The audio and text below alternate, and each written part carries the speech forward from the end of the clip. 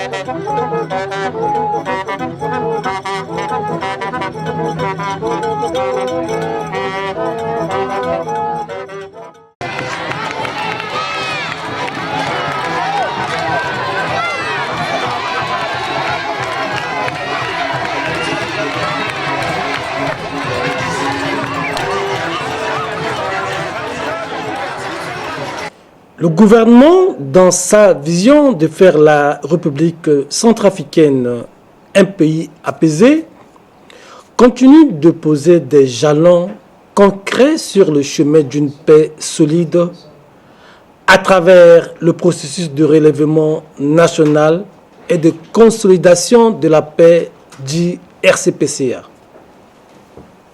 C'est dans cette optique que le président de la République, chef de l'État, professeur Faustin Archange Touadéra, assisté de quelques membres du gouvernement, du représentant résident de la Banque mondiale en République centrafricaine, M.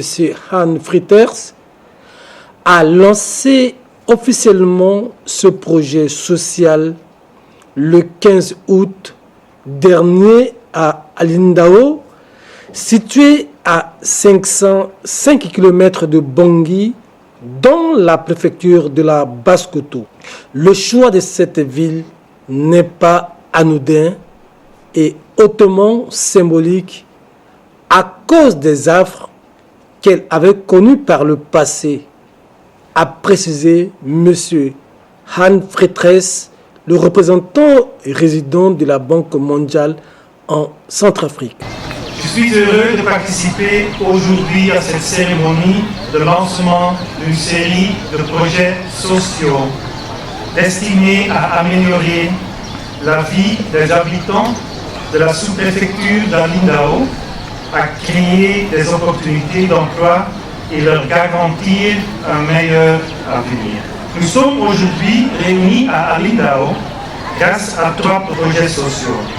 Non seulement nous lançons le projet Londo, qui n'est plus à présenter dans la mesure où elle fait désormais partie du paysage et du cœur des Centrafricains, mais nous visitons également le projet USEP, qui est le projet d'urgence de soutien à l'éducation de base, et le projet CENI, qui est le projet de renforcement du système de santé. En vérité, c'est la 4e tentative que nous faisons de lancer les activités du projet Londo à Alindao. Mais aujourd'hui, le 15 août de 2019, nous sommes là tous présents et nous allons procéder au lancement du projet Londo à Alindao. Notre présence à tous ici doit être déjà considérée comme une victoire et un motif de grande satisfaction. Elle conforte en effet le choix de la paix sur celui de la guerre. Ce projet vise essentiellement à fournir du travail temporaire aux populations vulnérables dans l'ensemble du pays avec comme approche les travaux à haute intensité de main-d'œuvre pour l'entretien routier tels que débroussaillage, curage des caniveaux, traitement des points critiques comme les nids de poules, a indiqué le ministre de l'économie, du plan et de la coopération, M. Félix Moloua. Nous nous retrouvons ce jour, 15 août 2019 à Indao, sous préfecture Balas Moto, dans le cadre de la mise en œuvre du projet Londo. Il a déjà couvert plus de 64 sous-préfectures dans notre pays. Le projet Londo offre d'énormes opportunités de travaux à haute intensité de main-d'œuvre aux populations de tout genre et de toutes les communautés, de les donner vie dans leur environnement à travers les activités de l'administration des infrastructures communautaires. Ceci dans la perspective de la reprise de l'activité économique sur tout le territoire national en vue d'améliorer les conditions d'existence de nos populations suite au vu des épreuves que les événements du travaux politique nous ont soumises. Ces différentes activités planifiées par le gouvernement s'inscrivent dans la droite ligne de la profession de foi du président de la République, chef de l'État, le professeur François Archange Touadéra, qui a opté comme exigence, il cite, aucune région n'est au-dessus de l'autre. En un mot, tout s'équilibre. J'exhorte la moyenne population d'aller dans ces environs à adhérer et s'impliquer massivement pour la réussite de ce projet dans leur localité. Le choix porté sur les bénéficiaires a été opéré en toute transparence dans le respect de la bonne gouvernance.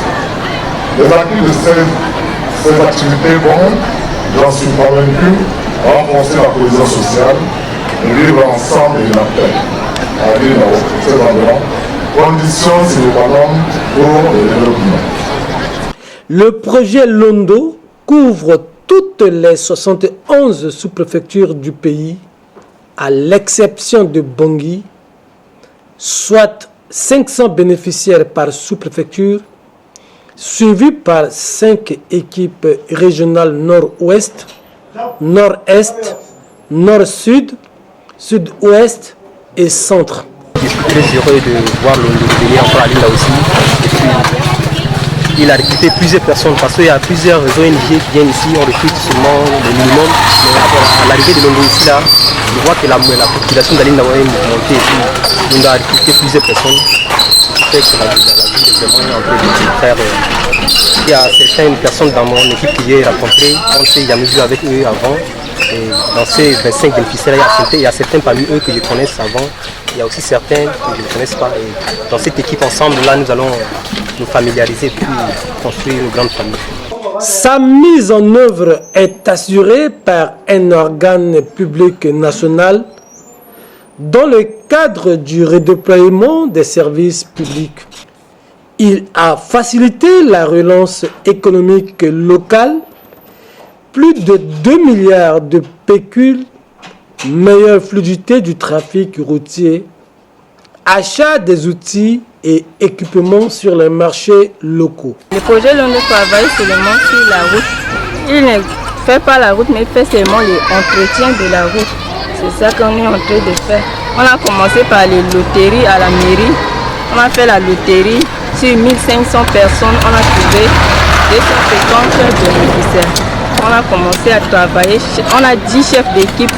Parmi les 10 chefs d'équipe, là, une seule fille et 9 garçons. Par équipe, 25 personnes.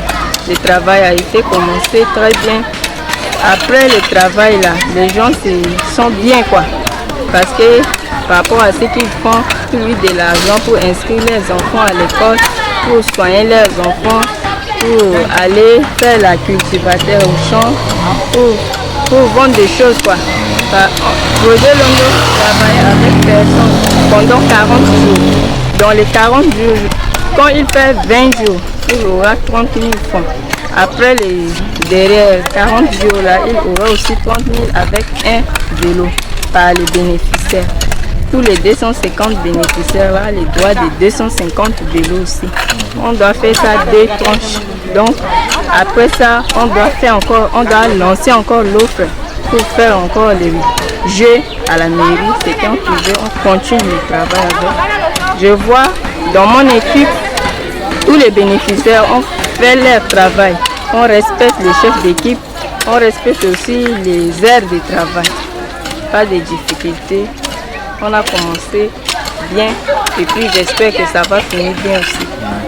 Aussi, le projet a favorisé la réconciliation entre la population qui se regardait en chair de faïence. Le fait de travailler ensemble pour la reconstruction du pays brise le climat de méfiance. Ces lancements viennent à point nommé renforcer les capacités de la population, surtout la population jeune. Ça va créer des activités génératives de revenus. Et ceci va permettre également à la population d'améliorer ses conditions de vie, ses conditions de travail également, surtout conditions de vie. Donc nous remercions infiniment Son Excellence, Monsieur le Président de la République, chef de l'État, le professeur Faustin Archange Touadéra, qui a bien voulu jeter un regard discret sur la population de la Basse-Kotto, surtout à l'Indao. Et je sais que pour Mumbai, ça va venir au mois de septembre. Et la population également est à pied d'œuvre dans les préparatifs au niveau de Mumbai.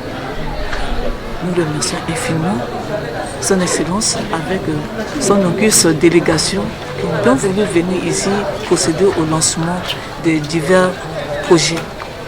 À ce jour, le projet Londo est déjà réalisé dans 64 sous-préfectures sur 71 et les bénéficiaires atteignent un nombre de 32 000 personnes sur 34 000 initialement prévus.